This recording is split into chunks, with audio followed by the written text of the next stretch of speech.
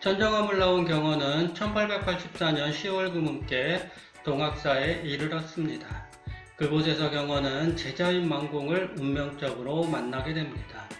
당시 14살 소년이었던 만공은 진암 노스님 밑에서 행자 생활을 하고 있었습니다. 소년은 타고난 총기와 남다른 불심으로 노스님의 사랑을 듬뿍 받았습니다. 노스님은 경호에게 아이를 데려가 물건 좀 만들어 달라는 부탁을 했습니다. 남다른 기운을 꽃 피워보라는 얘기였습니다. 경호가 누구인지 알 리 없는 아이는 다른 절로는 안 가겠다고 단호하게 말했습니다. 경호는 아이의 당찬 모습에서 그릇의 크기를 가늠했습니다. 그날 저녁 경호는 야간 법회에 참석해 설법을 베풀었습니다. 자기 근기에 맞는 길을 택해 수행하는 게 중요하다며 경호는 세상 두두물물이 부처님 아님이 없고 관세음보살 아님이 없다고 이야기했습니다. 소년 또한 법당 구석에 앉아 경호의 설법을 들었습니다. 말 한마디 한마디가 마음 깊은 자리를 때렸습니다. 법회가 끝나자 소년은 경호가 머무는 방을 찾아 경거망동한 죄를 용서해달라고 했습니다. 법문을 듣고 소년은 경호를 따라가리라 마음을 먹었습니다. 자고 일어나면 마음이 또 바뀔 거라고 경호가 말하자 소년은 자기를 데려간다는 말을 듣기 전에는 이 자리를 떠나지 않겠다고 외쳤습니다. 100리 걸어 피곤하다는 경호에게 소년은 3,500리를 걸어 동학사까지 왔다는 뜻밖의 말을 했습니다. 깜짝 놀란 경호가 중국에서 왔느냐고 소년에게 물었습니다. 소년은 전라도 정읍에서 왔다고 했습니다. 그리고는 정읍에서 3,500리를 걸어 동학사에 이른 여정을 찬찬히 풀어헤쳤습니다. 정읍집에서 도망쳐 나온 소년은 전주에 있는 봉도사를 먼저 찾았습니다. 어쩐지 절이 마음에 안 들어 소년은 두 번째로 완주에 있는 송광사를 찾았습니다. 송광사 스님들은 소년에게 큰 인물이 되려면 훌륭한 스승을 만나야 한다며 쌍계사 진안 스님을 찾아가라고 했습니다. 며칠을 걸어 쌍계사에 갔지만 진암 스님은 백양사로 떠난 뒤였습니다.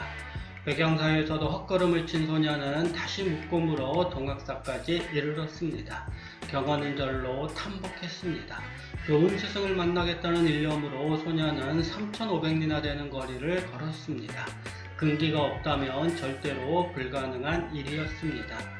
소년은 기꺼이 제자가 되려고 하고 경원은 싹수가 보이는 소년을 기꺼이 제자로 맞으려고 합니다.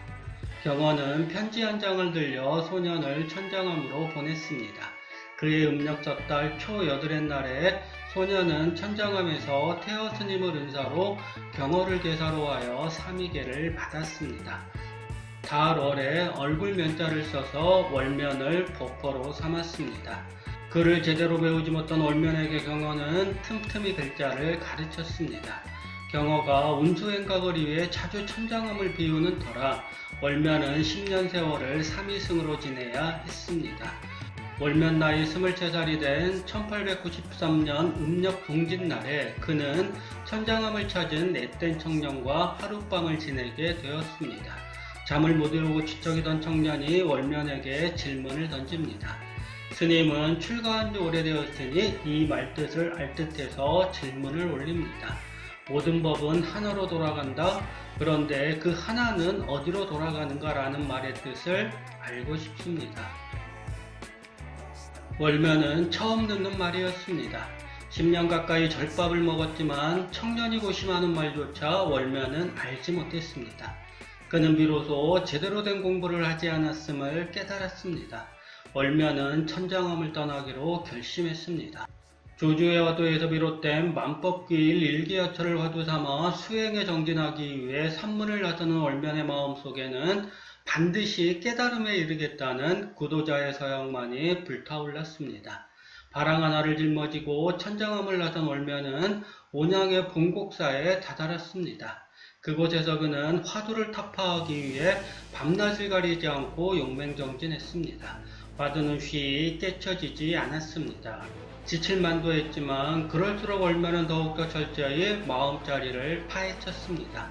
본곡사의 자리를 잡은 지 2회째 되는 초가을 새벽, 월면은 눈앞의 벽이 갑자기 무너지며 찬란한 빛을 머금은 일원상이 나타나는 걸 보았습니다.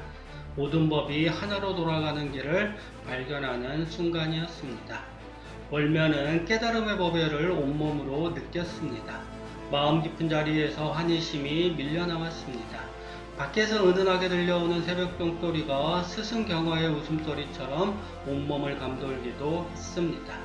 마당으로 나온 월면은 새벽 안개에 묻혀 덩실덩실 춤을 추었습니다. 억지로 추는 춤이 아니었습니다. 몸이 저절로 깨달음을 표현하는 춤을 그려냈습니다. 춤을 추면서 월면은 깨달음의 노래인 오도가를 읊었습니다. 빈산의 이치와 기운은 옛과 지금의 밖에 있는데 흰구름 맑은 바람은 스스로 오고 가누나 무슨 일로 달마는 서천을 건너왔는가 죽시엔 닭이 울고 인시엔 해가 뜨네. 다음 날 아침 월면은 대중들에게 자신이 밤새 겪은 일을 이야기했습니다. 하지만 그들은 월면의 말을 믿지 않았습니다. 본곡사에 있을 이유가 없어 월면은 지리산 청학동을 향해 발걸음을 뗐습니다. 도중에 만난 노인으로부터 전라도 일대가 동학난으로 초토화되었다는 말을 들은 월면은 공주 마곡사로 행선지를 바꾸었습니다. 마곡사 보경스님이 선뜻 내준 토굴에서 월면은 다시 만법귀일 일기야처 화두를 잡고 공부에 매진했습니다. 두 해가 흐른 어느 날 스승 경어가 월면의 소식을 듣고 마곡사 토굴을 찾아왔습니다. 월면의 말을 들은 경어는 몇 번이고 고개를 끄덕였습니다. 경어는 화중생년 곧 불속에서 연꽃이 피었다는 말로 월면의 공부를 평가했습니다. 경어가 등토시를 가리키며 이것이 무엇이냐라고 물었습니다. 월면은 등토시라고 말했습니다. 이에 경어는 손에 쥔 부채를 내어 보이며 이것은 무엇이냐라고 또 물었습니다. 월면은 부채라고 말했습니다. 경어가 다시 묻습니다. 그럼 여기 등토시 하나와 부채 하나가 있는데 토시를 부채라고 하는 게 옳겠느냐 부채를 토시라고 하는 게 옳겠느냐.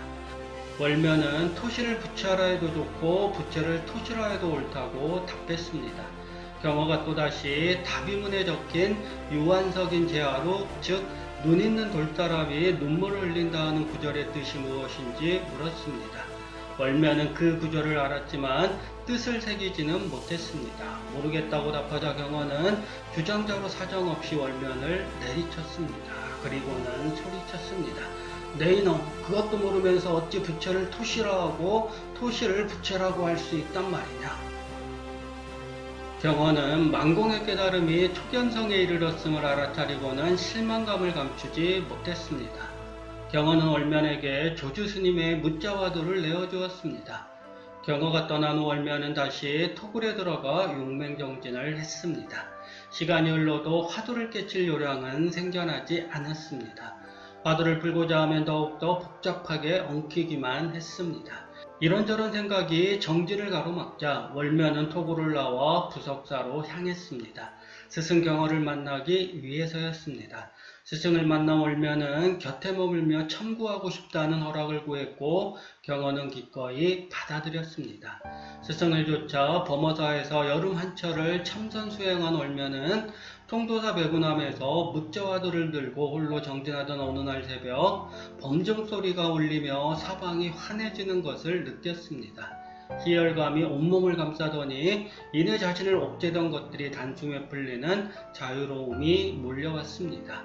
월면은 어디에 있는지 모르는 경어스님을 향해 삼배를 올린 후 마음 깊은 자리에서 울리는 노래를 불렀습니다. 고요한 밤 밝은 달을 보고 도를 깨닫기도 하며 새벽 범정소리에 도를 깨닫기도 하며 멀리서 들려오는 닭 울음소리에 도를 깨닫기도 하며 이웃집 아기 우는 소리에 도를 깨닫기도 하며 근드린 법문에 문득 도를 깨닫기도 하니 좋은 인연 따라 머리머리마다 도를 깨닫지 못할 곳이 없구나. 징그러운 광명이 하늘도 덮고 땅도 덮고 밤도 없고 낮도 없는 광명의 세계를 이룬다 하나 월면이 아는 바는 그렇지 아니하니 터럭만치도 밝음이 없고 터럭만치도 어두울 것이 없구나. 몇 년 후 경어는 깨달음을 얻은 올면에게 만공이라는 모포와 전법계를 내렸습니다. 경어는 흐뭇한 마음으로 의발을 만공에게 전했습니다. 경어 또한 목숨을 걸고 수행을 했습니다. 그런 스승이 깨달음에 이른 제자의 마음을 모를 리 없습니다. 이심전심이란 이런 교훈을 두고 하는 말이 아닐까요? 꽃을 들어 올린 부처를 보며 마하가섭은 미소를 지었다지요. 터럭만치도 밝음이 없고 터럭만치도 어두울 것이 없다는 제자의 깨달음을 경어는 의발을 전수하는 과정으로 인정했습니다. 인연은 또 다른 인연으로 올라 새로운 인연을 낳습니다. 한국 불교의 역사란 이런 인연줄이 이어져 면면이 펼쳐져 온 것은 아닐까요?